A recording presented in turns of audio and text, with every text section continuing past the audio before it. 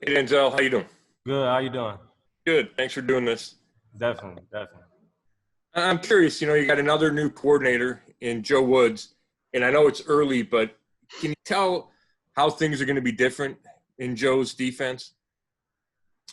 Just definitely change of the playbook so far, and learning a new system with new coaches. They're gonna teach new things, and so that's one thing. And then one thing specifically that I like is they're critiquing my technique actually. So right now I'm kind of trying to learn a new technique that I played in press coverage a little differently than the years past. So I've been working on that. So that's one thing I appreciate so far from Coach Woods and the rest of the staff. Is it tough to kind of change that technique this far into your career? Yeah, I mean, a little bit, but I mean, just because I haven't really worked that technique before, but it's been a fun process so far and learning the new technique and just trying new things out and not really being one dimensional. Thanks. Thank you, Scott. Daryl Ryder, you have our next question. Hey, Denzel, you're entering your third season, and I would imagine you're going in feeling like it's a pretty good year, or a pretty big year for you to take that next step in your career. What were you able to work on this off season and really pay attention to, considering there was really no off season workouts outside of whatever you were able to do on your own? Yeah, just working my craft, just staying up on my technique and changing direction, making sure I'm staying conditioned and running and everything and prepared. So when I get back and we start running and getting back to full speed. And how would you describe Joe Woods' defensive system? It's his first job as a coordinator. We've not seen you guys out there on the field. You've had a chance to look at the playbook, if you will, and that. What can you tell us about what Joe Woods wants to do with you guys defensively? Yeah, I think it's kind of similar to where he came from in San Francisco. And with those guys ran over there, a lot of cover three, run some cover four, and just a little mixture of things. Thank you, Daryl. Next question will go to Mary Kay Cabot. Hey, Denzel, I'm just wondering, have you contemplated the thought of a fall without Ohio State football and just how much that must, I guess maybe upset you, rattle you, or whatever the case may be, and how much do you feel for those football players with what they're going through right now and the thought of maybe not even getting to play? Yeah, I mean, it upsets me, but I know it upsets those guys a lot more. They're out there trying to prove themselves if they got dreams of playing in the NFL and taking it to the next level, they want to show themselves this year and play with their guys and be out there on the field and making plays. So I know it's real difficult for those guys. I heard that the season came to an end early. So wish the best for those guys, and hopefully they could come up with something. But I know it's tough. Thanks, Denzel. Jake Trotter, you're up. Yeah, hey, Denzel. They haven't canceled the season yet, just FYI. Oh, okay, so that's good. Odell was hampered last year, the injury obviously, including in training camp. Are you excited about going up against him in practice now that he's healthy again? You're healthy. And what are some of the things that he can do when he is healthy that you've seen obviously up close and personal that can make him a special wide receiver? Yeah, I'm excited going against him, Jarvis, all those guys. All those guys can play, but him specifically, you guys know what type of player he is. I don't even know how to explain. You know what type of player he is. Just looking forward to going against him and working my craft against him because he's going to help get me better. I'm going to help get him better, and we're going to compete in practice and go back and forth. Our next question is from Tony Grossi. Hey, Denzel. I wanted to ask you the same thing I asked Nick Chubb. There's so much responsibility on the players, when you leave that bubble in Berea, and we've seen MLB players violate their protocol. How confident are you that the Browns can, take care of business when they're not in the building?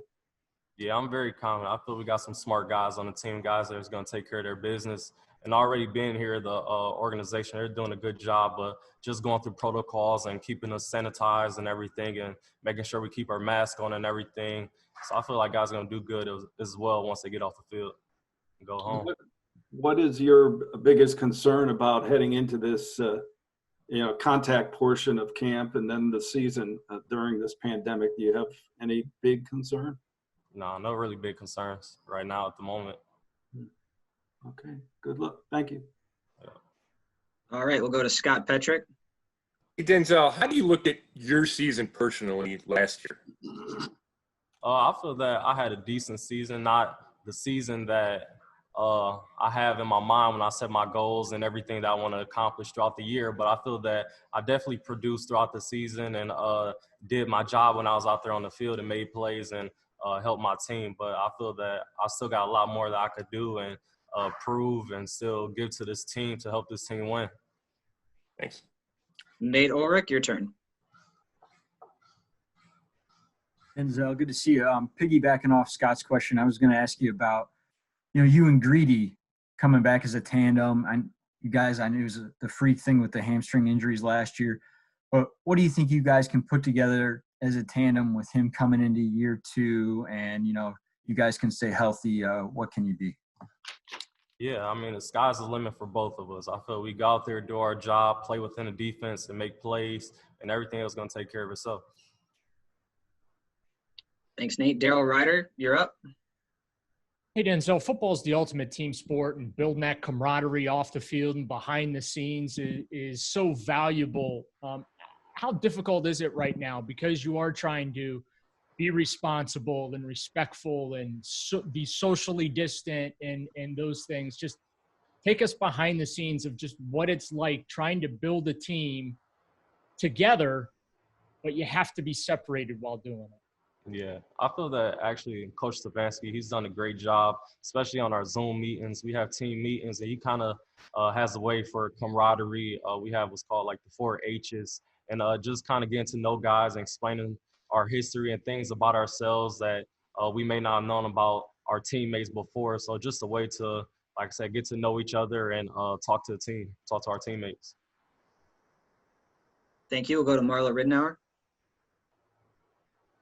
Oh, yeah. Thanks, Denzel. Let me ask you about that real quick. So is he like asking you guys on Zoom to say something you don't know, you might not know about me? Is that kind of how it works? Yeah, I mean, it's kind of open table. So he kind of, like for me personally, he asked me, would you be willing to speak to the team tonight? I was like, yeah. So talk to the team is kind of, he give us a base of what he wants us to talk about. And then from there, we just go on and expand on maybe our history, our heroes, or whatever it is that we have on our heart at the moment. Chubb just mentioned that Stefanski doesn't seem like he's a first-time head coach. Are you kind of impressed with how, I don't know, his demeanor or whatever? Yeah, I am. Definitely organization-wise, just how everything's set up and how things been running pretty smoothly and how he approaches the team. I appreciate that and definitely look forward to continuing to working with him. Thanks. We'll go back to Mary Kay. Hey, Denzel. Just wanted to ask you a little bit about Grant Delpit. What does he bring to the table, not only from a skill set standpoint, but it just seems like he's got a lot of energy and a lot of personality, and it seems like he's really going to add to just the whole vibe for you guys in your secondary. Definitely. You guys already seen what he did on the field at LSU. He's definitely a fluid player, and he's definitely tough. You seen that last year at LSU. He had a hurt ankle that I feel a lot of people probably didn't even know about, but he played through it. So he's a tough player. He's going to bring that toughness here, and he's just a fun guy to be around too in the locker room and everywhere else on the field.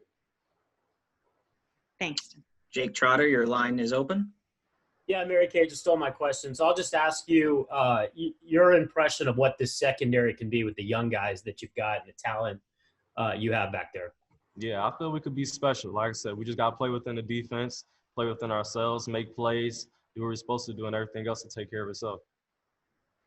Great. We have one hand up, so this will be our last question. Nate Ulrich, you're up. Hey, Denzel, what kind of sense are you getting from Myles Garrett about what kind of season he could be approaching, coming off that suspension, obviously not the way he wanted to end things? Yeah, I feel Myles, he has big goals. If I'm speaking for him, big goals ahead of him. He's planning to put up big numbers, and like a lot of us are, and he's going to go out there. I'm sure he's going to get that done.